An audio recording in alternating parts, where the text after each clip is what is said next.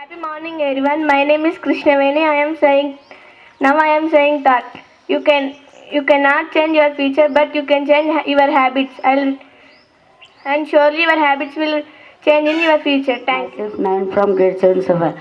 Year 2 broad poem. Never lose your spark, never lose your light. Keep look at the stars. No matter how the dark the night. Always look at your head.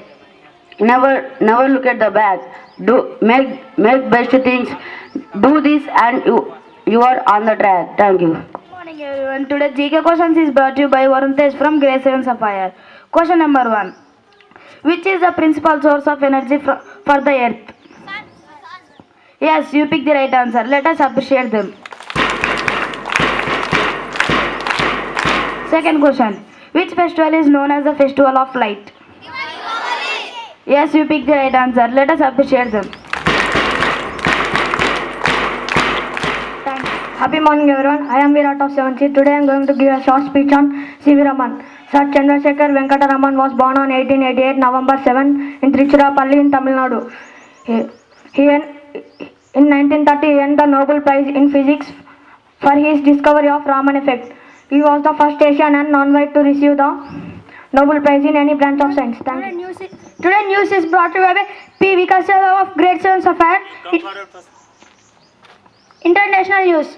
Israel passes two laws to restrict the work of UN agency operations in Gaza brings summit a total success. National news.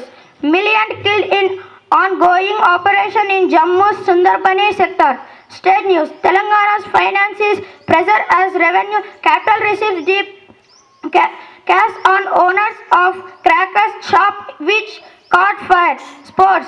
PKL Kabaddi Telugu Titans versus Patna Pirates. Telugu Titans won by 2 points. Thank you.